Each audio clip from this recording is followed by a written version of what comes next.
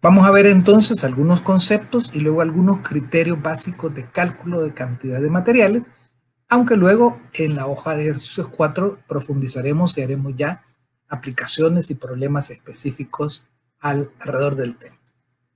Bien, primeramente, ¿qué es mampostería? Básicamente es la colocación manual de piezas.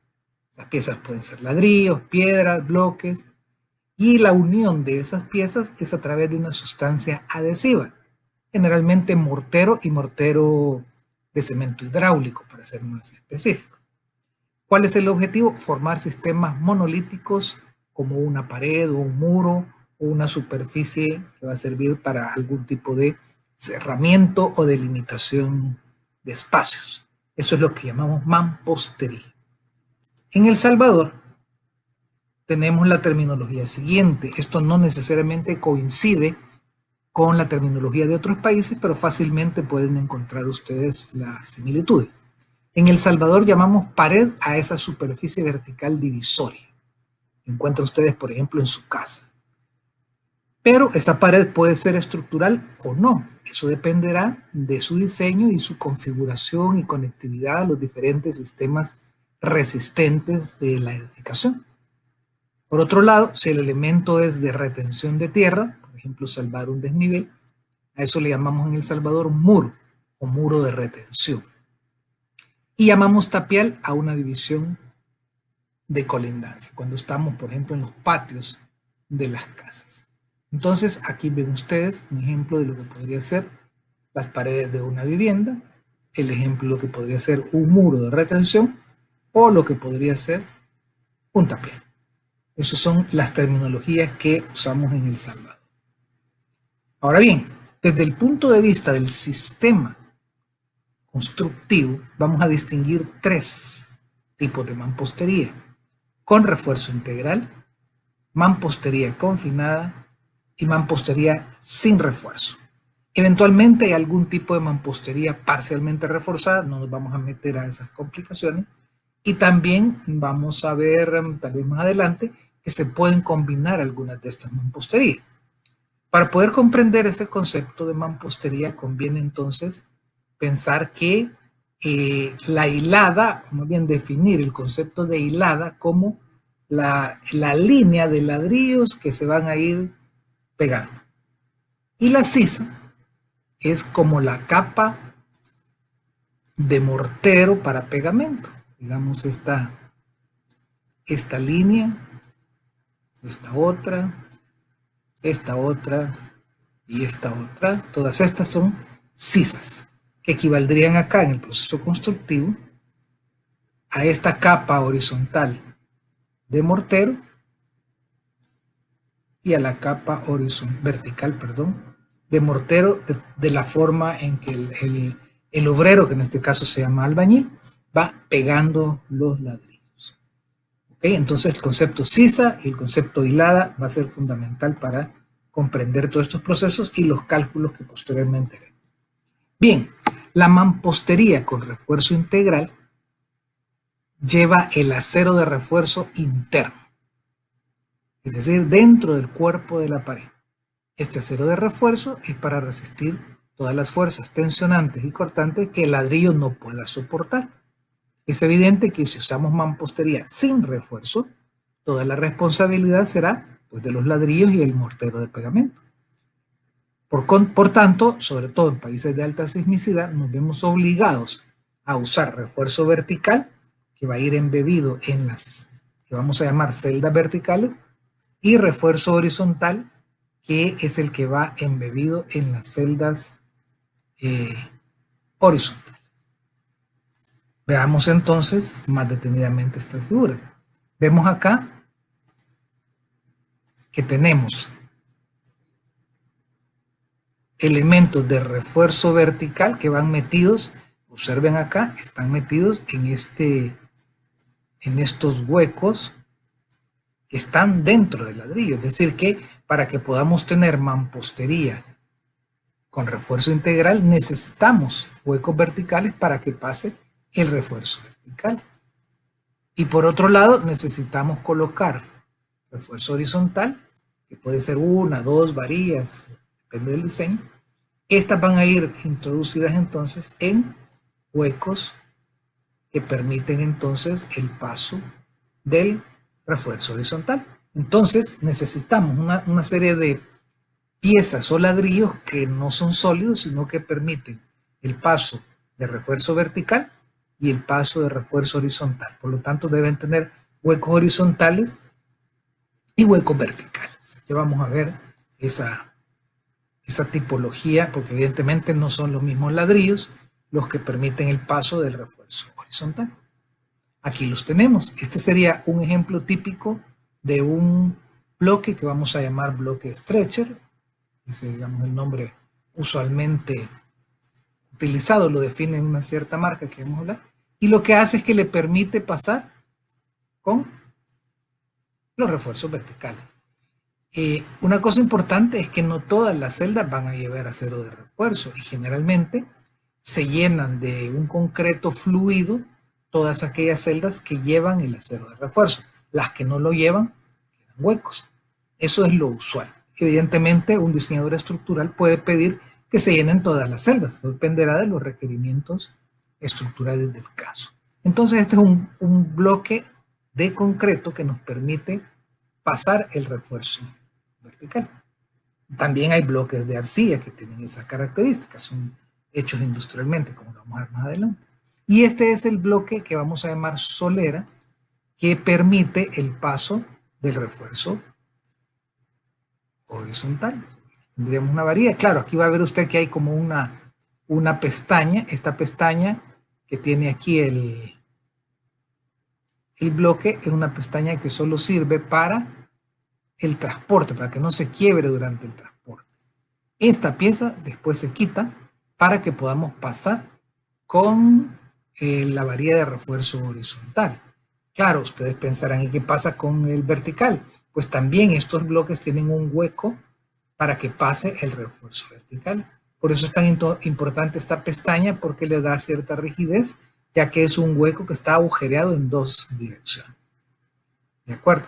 Este es entonces el bloque solera.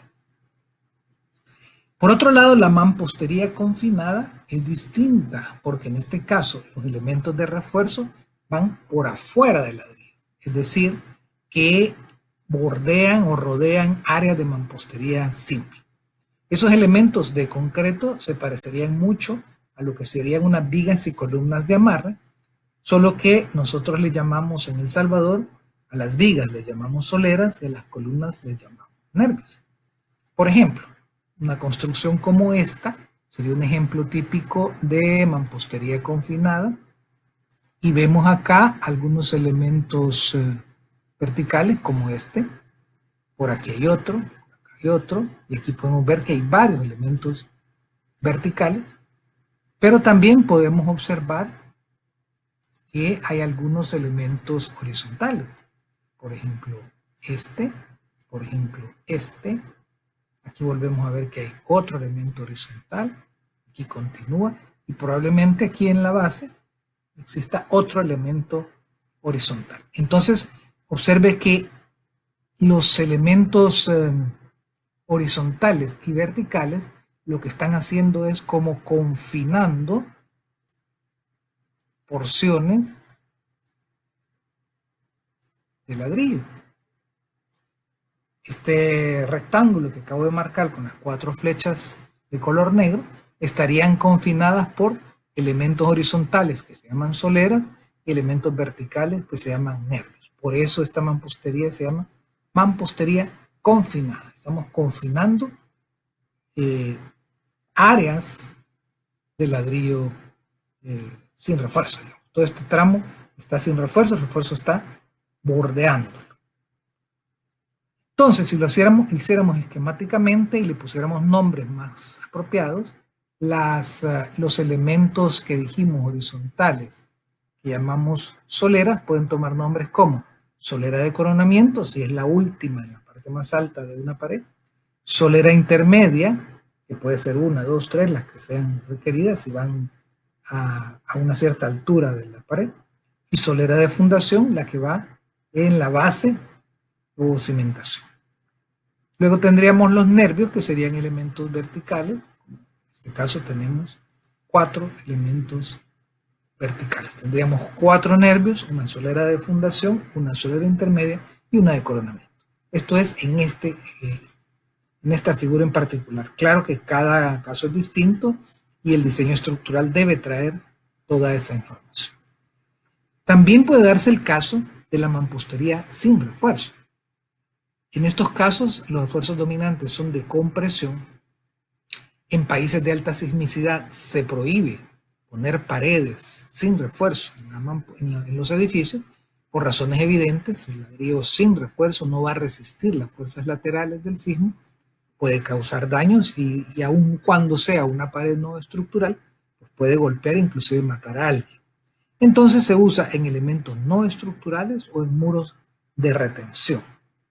Por ejemplo, es muy utilizado en pozos. En las redes de aguas negras y aguas lluvias tenemos estructuras de ladrillo, generalmente ladrillo sólido de arcilla, que se construyen sin ponerle acero de refuerzo. Claro, después de cierta altura y cierto tamaño, las normativas de ANDA y Administración Nacional de Acueductos y Alcantarillados exige que haya refuerzo. También puede ser utilizado sin refuerzo, por ejemplo, en un muro de piedra, un muro de retención de piedra que trabaja básicamente por gravedad. Por lo demás, tratamos de no usar esa mampostería. Por otro lado, además de los sistemas constructivos que acabamos de ver, que son mampostería con refuerzo integral, mampostería confinada, mampostería sin refuerzo, tenemos la mampostería según el tipo de ladrillo que se ocupe. Aquí le llamamos unidad de mampostería porque puede ser ladrillo, puede ser piedra, incluso puede ser adobe. En El Salvador los más usados son el ladrillo de arcilla, ya sea sólido o hueco, y el ladrillo de concreto, sólido o hueco. Digamos que los más preponderantes en estos casos que acabo de mencionar son el ladrillo de arcilla sólido y el bloque o ladrillo de concreto hueco. Eso es como lo más frecuente. Pero puede darse, por ejemplo, en la UCA hay varios edificios con ladrillo hueco de arcilla. Claro, usted no los puede identificar visualmente, pero si golpeara con una moneda vería que hay unas partes que están sólidas y otras están huecas. Luego también pueden haber piedra, como el caso de los muros que acabamos de hablar. El adobe se considera también una pieza de mampostería de muy baja resistencia, pero existe. O ladrillo de suelo cemento. Ya vamos a ver de qué se trata cada uno de estos unidades de mampostería. Primero, el ladrillo de arcilla. Básicamente es un prisma rectangular de arcilla endurecida por el calor, de una arcilla cocida. Y veamos entonces las propiedades de este material. Normalmente tiene 3 medidas supuestamente estandarizadas, que son 7 o 9 de espesor, este valor T se muestra acá, por 14 por 28. Son las medidas que generalmente encontramos en el país, pero tomen en cuenta que tanto esta T como este 14 como este 28 pueden variar dependiendo de la ladrillera. ¿Por qué? Porque estos ladrillos normalmente o generalmente los encontramos en ladrilleras artesanales. Estos son entonces ladrillos sólidos de arcilla. Ya les vamos a poner otro nombre.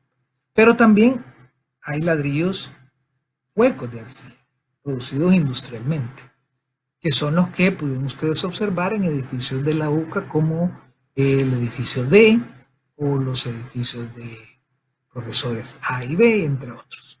Entonces, este material es muy popular en nuestro país, ladrillo de arcilla, y hay que entender entonces el porqué de las características de este material. Primero, hay que entender qué es la arcilla. Desde el punto de vista, digamos, geológico, la arcilla es la descomposición de rocas sedimentarias. Desde el punto de vista químico y microestructural, son silicatos de alúmina hidratado, con una estructura laminar con dimensiones muy, pero muy pequeñas, del orden de 2 a 20 micras. Esto va a tener una consecuencia muy importante en la propiedades del material, porque el hecho de que sea una estructura laminar le permite que pueda entrar y salir el agua y producir entonces fenómenos de expansión y contracción. Eso sí, una vez que se hace el proceso de cocido en un horno, esa estructura laminar se estabiliza, pero sigue existiendo.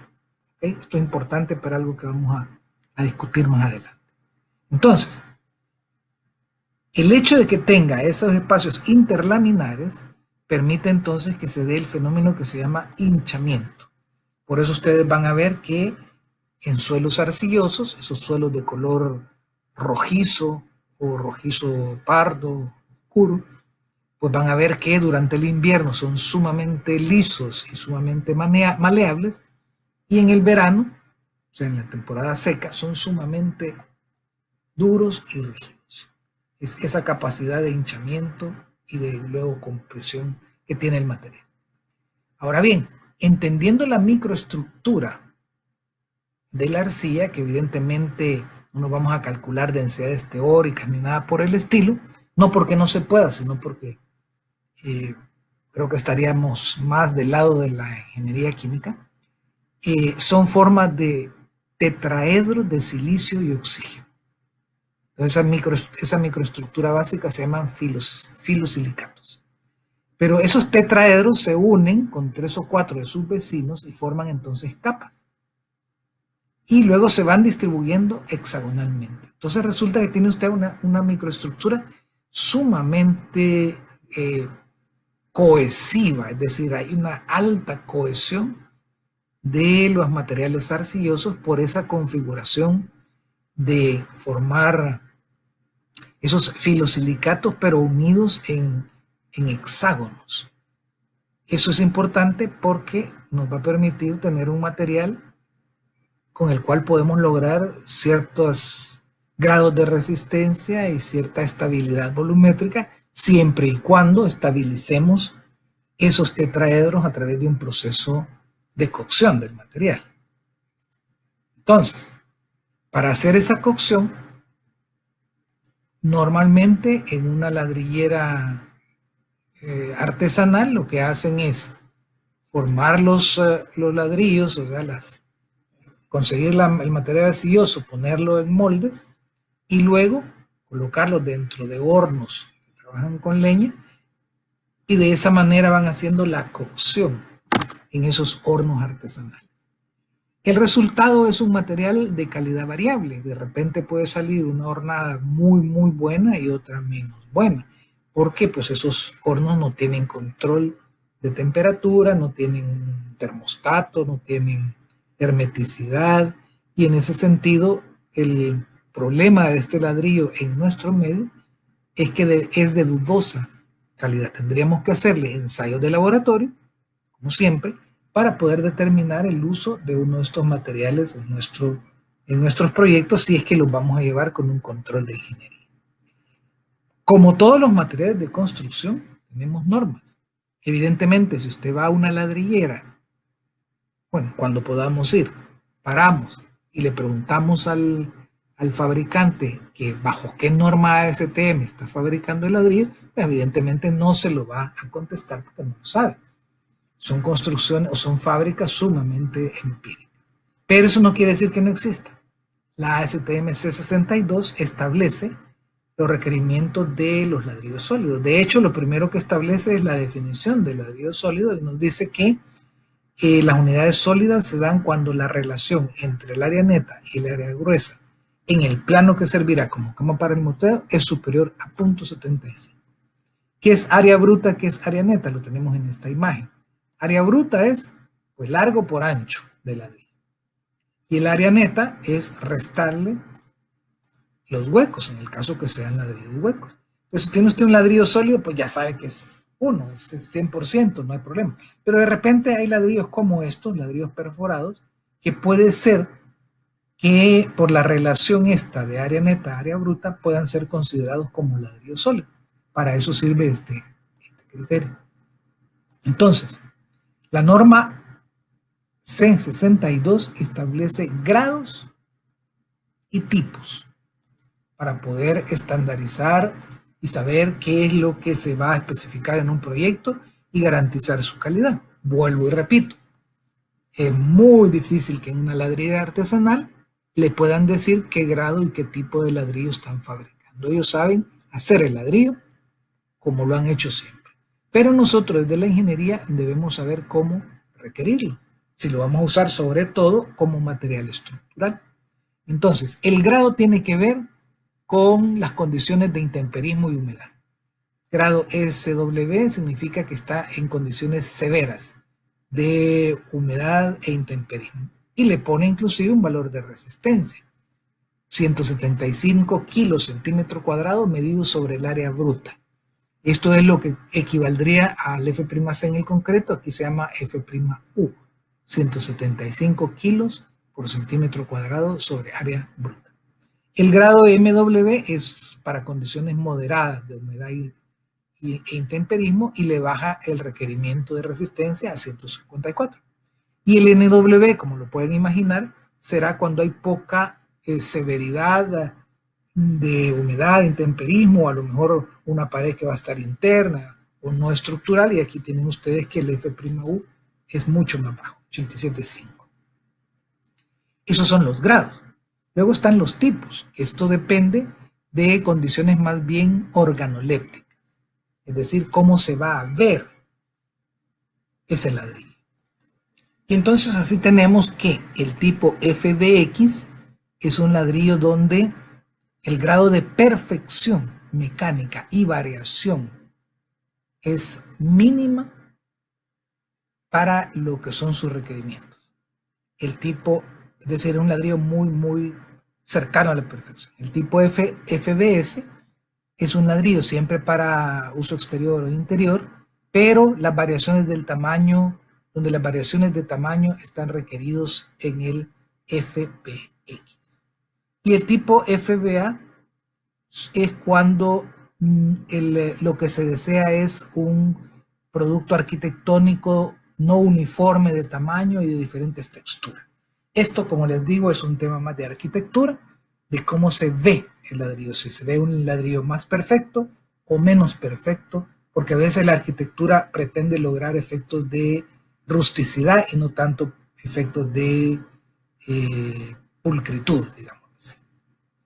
Ahora bien, la forma de colocación del ladrillo sólido permite que, al menos en El Salvador, tengamos 3 tipos de posiciones de colocación, lo que en otros países se llama aparejo. Le vamos a llamar ladrillo puesto de canto cuando tengamos el ladrillo con un espesor al valor mínimo del ladrillo, 7 o 9 centímetros. Esto es importante aclarar porque el 7 corresponde a un ladrillo que se llama de obra y el 9 corresponde a un ladrillo que se llama tipo calavera. No me pregunten el porqué de esos nombres, pero cuando usted va a la ladrillera, pregunta si es un ladrillo de obra o es un ladrillo tipo calavera, y eso lo que tiene que ver es con este espesor de los 7 centímetros, sería el de obra, o 9 centímetros. Nuevamente les indico que estos son valores muy nominales porque las ladrilleras dan la medida que les sale de su molde. Esa es la verdad. Si ponemos el ladrillo en la otra dimensión, es decir, con un espesor intermedio, tendríamos 14 centímetros. A esto se le llama puesto de lazo. Y si lo ponemos en la tercera dimensión, 28 centímetros, se llama puesto de trinchera. Entonces son ladrillos sólidos de arcilla, bueno, de lo que sea, pues, pero ladrillo sólido puesto de canto, de lazo o de trinchera. En el aula virtual hay un video donde se explica mejor este tema de los aparejos y se presentan otros, porque evidentemente esta no es la única forma de colocar los ladrillos. Una cosa importante es, en el ladrillo de trinchera hay 2 formatos, puesto a la española y puesto al estilo inglés.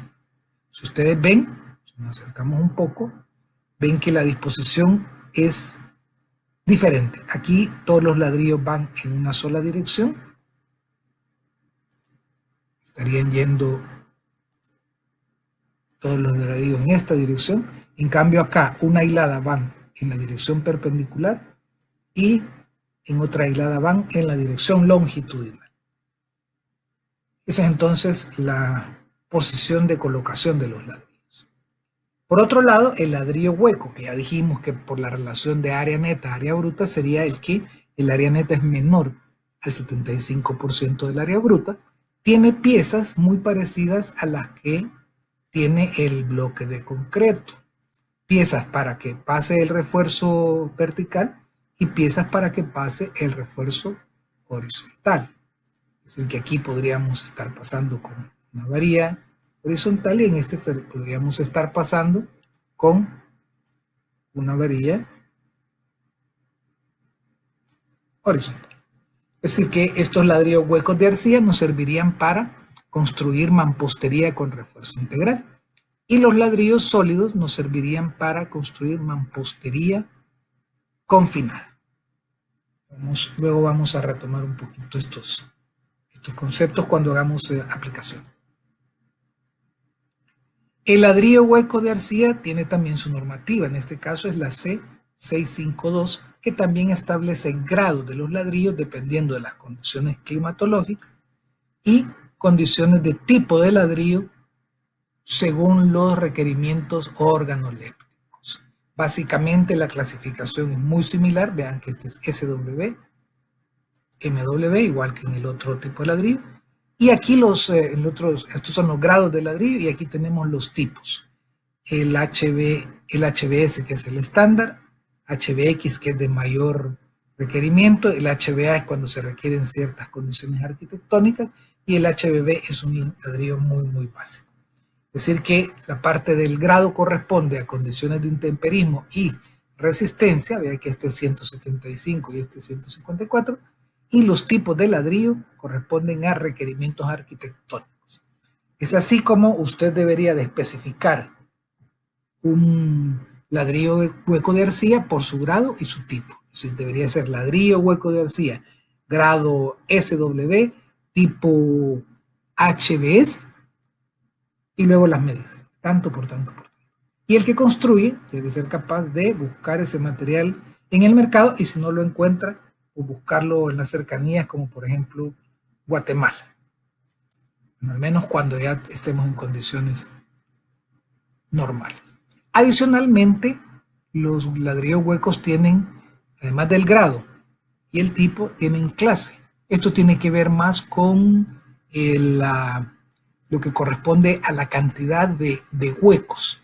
El H40 o H60, ven ustedes que tiene que ver acá, si leen la definición, tiene que ver con el área hueca sea mayor del 25%, pero no mayor que el 40% de la sección bruta.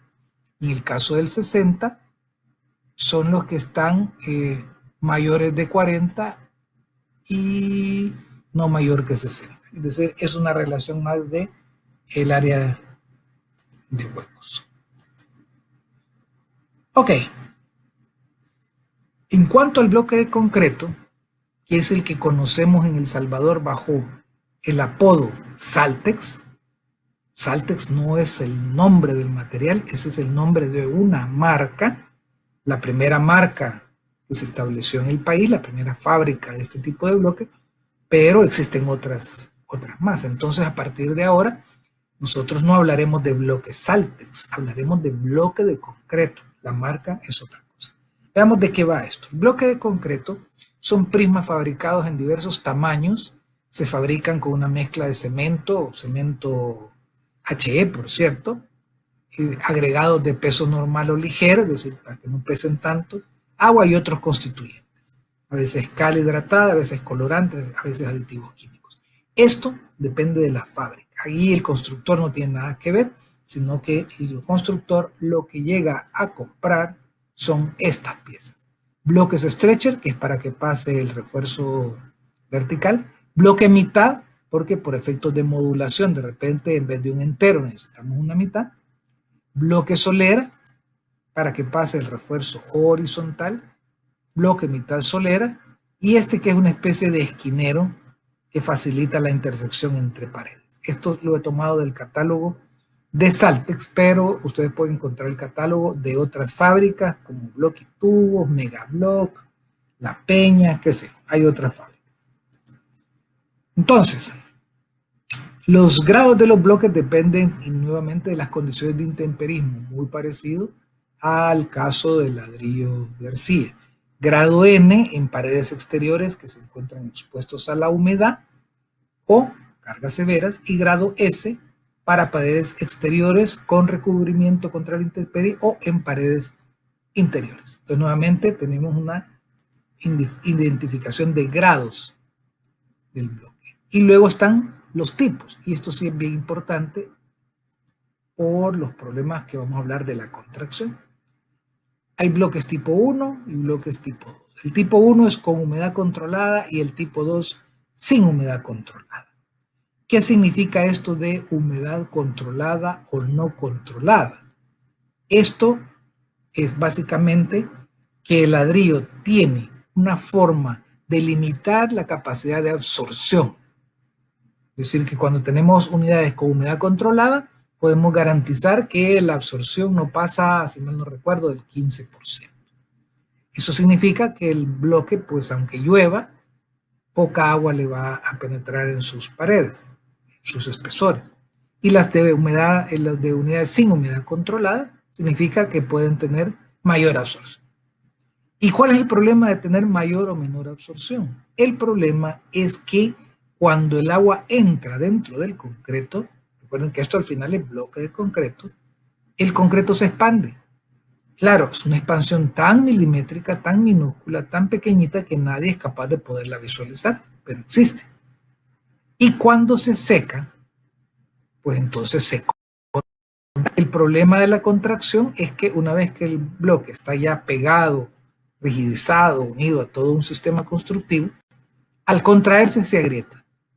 Es así como usted verá, y a lo mejor valdría la pena que echaran una mirada en su casa, van a ver, ojalá que no, que si usted tiene una pared, es muy frecuente el aparecimiento de una grieta al centro, a veces con algunas variantes.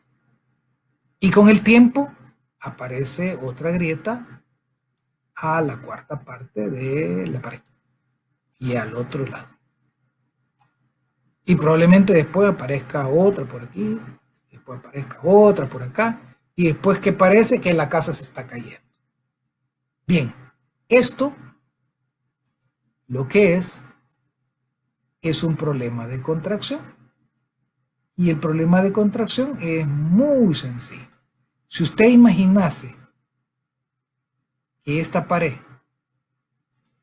tuviera en sus dos extremos un empotramiento, ustedes ya conocen esa terminología estructural,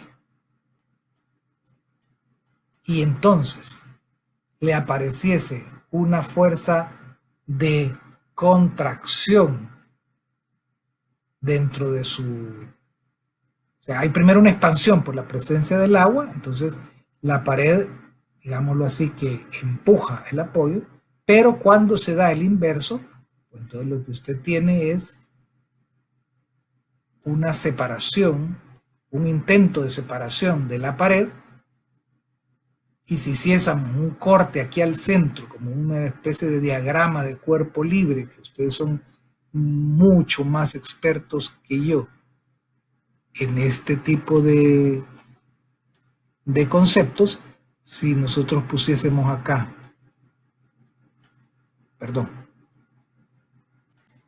hacemos entonces un diagrama de cuerpo libre de la pared, encontraríamos que al centro habrían fuerzas de tensión.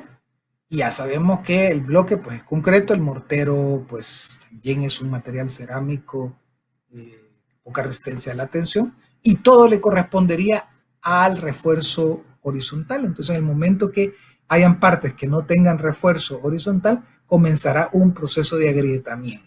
Ese es el problema de usar ladrillos tipo 2 sin humedad controlada, o peor aún, ladrillos que no tengan cumplimiento de normativa. Luego tendríamos la clasificación por el tipo de peso volumétrico. Está peso volumétrico liviano, mediano o normal, dependiendo del valor en el rango que se encuentre ese material. Entonces es tipo y peso volumétrico. Las dimensiones. Estas pueden variar, pero casi siempre las dimensiones de estos materiales son estas. 10 por 20 por 40, 15 por 20 por 40, 20 por 20 por 40. Y aquí quiero hacer alusión a un concepto que es dimensión nominal y dimensión real. ¿Qué significa dimensión nominal? Significa que a la dimensión real le han sumado 1 centímetro por el grueso de la sisa. Entonces, el bloque, por decir algo, de 15 por 20 por 40, en realidad mide 14.2 por 19 por 39. Sin embargo, nosotros en la construcción y en la denominación de este material, siempre vamos a trabajar con la dimensión nominal. ¿De acuerdo? Entonces diremos el bloque de 15 por 20 por 40, aunque sabemos que ahí ya va el grueso de la sisa. Esto es importante a la hora del cálculo de cantidades de material. Requisitos de resistencia, dependiendo de la definición del grado y el tipo del bloque, se tienen requisitos de resistencia a la compresión, tanto sobre área bruta, por unidad, por bloque individual, como por promedio de 3 unidades. Y también esta norma, esto está tomado del Reglamento para la Seguridad Estructural de las Construcciones, pero básicamente la norma STM, especifica la absorción máxima en kilos por metro cúbico para un tipo de bloque liviano, mediano o normal. Entonces la clasificación o la designación de un bloque debería de ser por ejemplo, un bloque tipo N1 mediano. Y entonces ya sabríamos cuál es su resistencia mínima de ruptura en compresión requerida, que es con la que se hacen los diseños estructurales, y la clasificación en peso que nos determina la máxima absorción, con lo cual podemos estar por lo menos tratando de minimizar el problema de agrietamiento en paredes de bloque.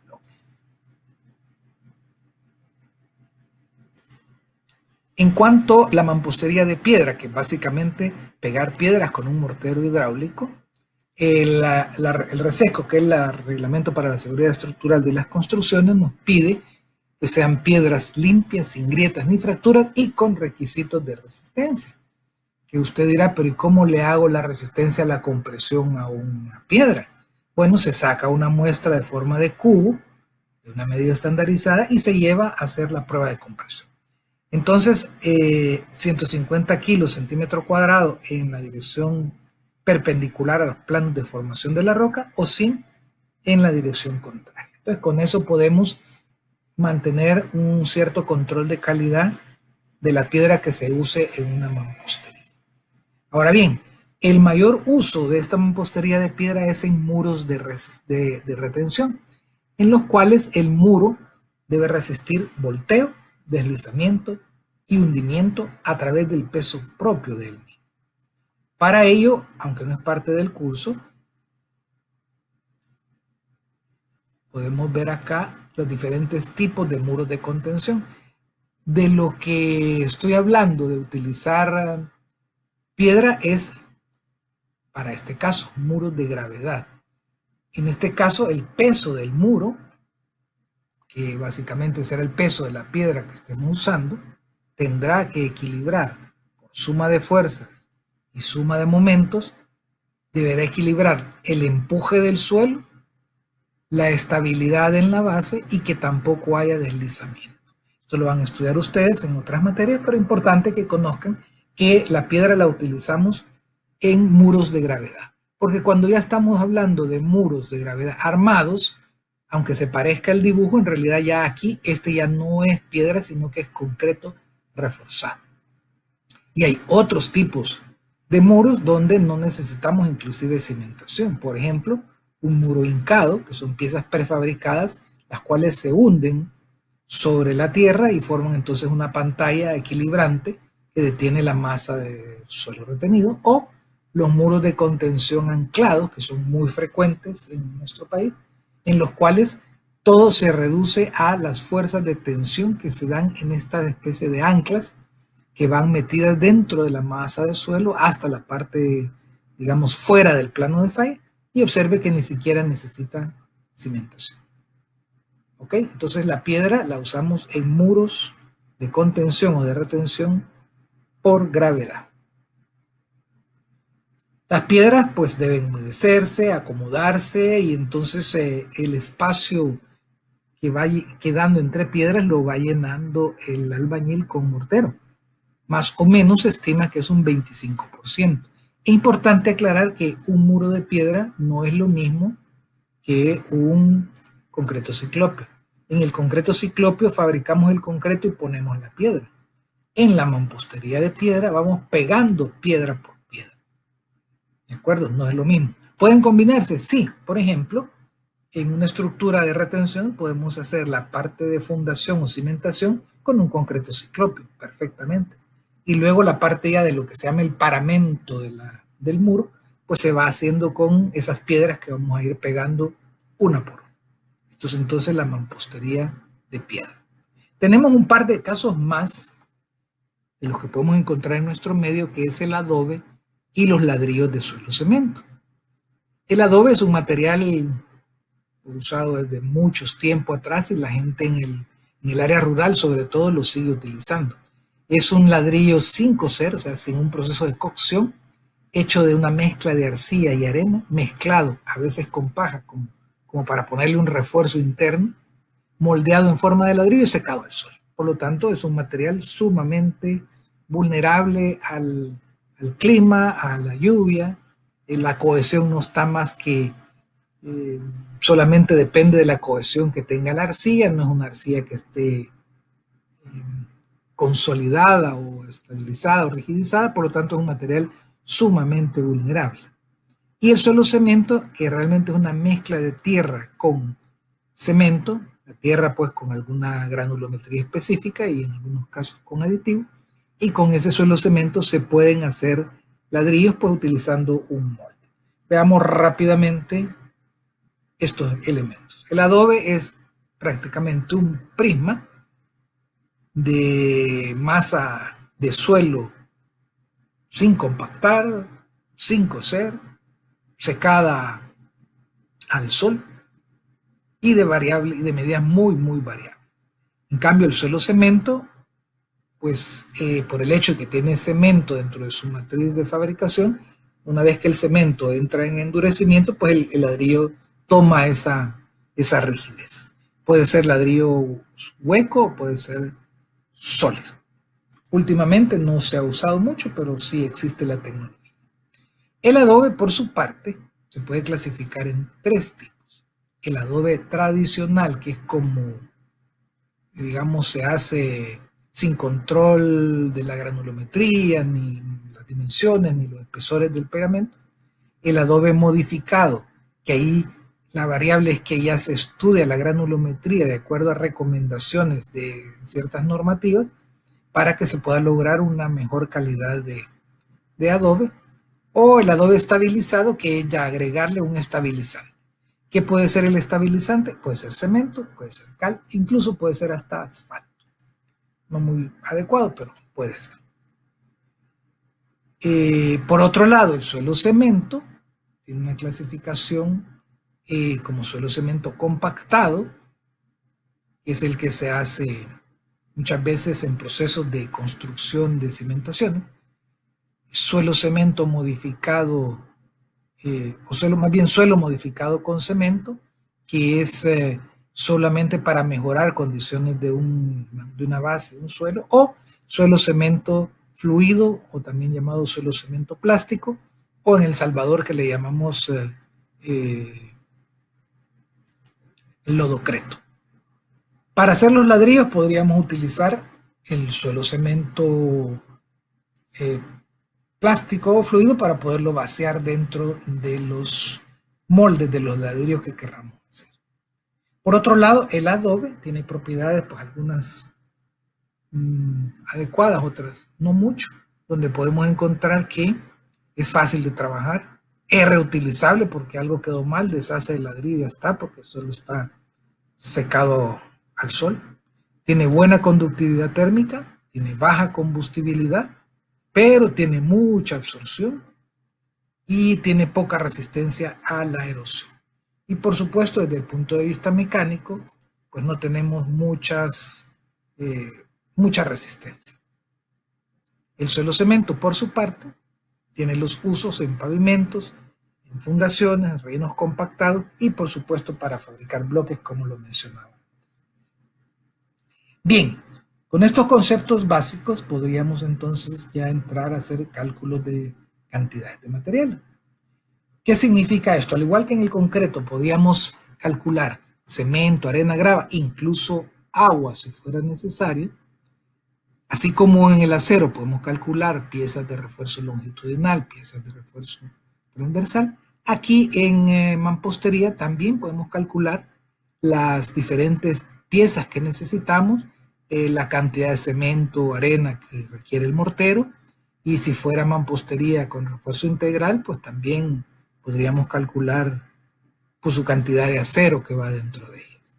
A manera de ejemplo, solo para los dos grandes tipos de material usado en El Salvador, el ladrillo de arcilla y el bloque de concreto, veamos una síntesis de lo que habría que calcular, en el entendido que en la hoja de ejercicios 4 vamos a hacer cálculos mucho más detallados y exhaustivos. Si tuviéramos mampostería confinada de ladrillo sólido, esos ladrillos que dijimos de obra o de tipo calavera, tendríamos que ver cuáles son sus dimensiones, considerar la sisa de 1 centímetro y por relaciones geométricas muy sencillas calcular la cantidad de ladrillos. De igual manera, si conocemos el espesor de la sisa, el tamaño del ladrillo, pues podríamos calcular el volumen de mortero. Y sabiendo la dosificación y los coeficientes de aporte por las metodologías que ya utilizamos en el concreto, podríamos saber cuánto cemento y cuánta arena se necesita para pegar los ladrillos. Una cosa importante es que la arena en estos procesos es una arena tamizada o zarandeada porque necesitamos una granulometría uniforme, muy diferente al caso del concreto, que requeríamos de una granulometría diversa, o sea, una buena granulometría. Y en el caso de mampostería con refuerzo integral de bloque de concreto, que es muy usada en El Salvador, podemos calcular la cantidad de ladrillo según su tipo, pues hay que ver si es estrecha, solera, mitad o lo que sea, pero vamos a tener problemas con la cantidad de mortero y la cantidad de concreto fluido. ¿Por qué? Porque los espesores de las paredes no son constantes, son variables, no tiene una forma cuadrada, sino tiene cierta curvatura. Además, encontramos muchos problemas de desperdicios y de mala práctica. Por lo tanto, en este caso, vamos a recomendar mejor utilizar los datos del fabricante. Y a manera de ejemplo, tengo acá los datos de Saltex. Aquí ven ustedes que en este cuadro, que está dentro del catálogo del fabricante de bloques Saltex, pueden hallar en el de bloquitubos, megablock, lo que sea, para cada dimensión de bloque, me está dando el volumen de mortero por metro cuadrado con junta llena en litros. Le voy a explicar qué es esto de junta llena. El volumen de mortero por metro cuadrado con junta externa en litros y el volumen de concreto por metro lineal de altura en metros. ¿Qué significa esto? Que cuando se pega el bloque podemos colocar mortero en todas las paredes del bloque, eso se le llama junta llena, o podemos colocar solo en las paredes externas, eso se le llama conjunta externa. Yo recomiendo que trabajemos, y aún en nuestras obras, trabajemos con junta llena. Ya bastante problema tenemos de calidad de pegamento de bloque para jugárnosla con junta externa. Y luego este volumen de concreto es el concreto fluido con el cual llenamos las celdas tanto verticales como horizontales. Entonces ya con estos parámetros, que aunque sean empíricos, son mucho más fidedignos que un intento de cálculo geométricamente exacto, con estos podemos entonces calcular cantidades de materiales para una mampostería con refuerzo integral de bloque de concreto. Entonces, con esto estamos listos para hacer la hoja de ejercicios 4, donde veremos con más detalle las aplicaciones de toda esta parte teórica.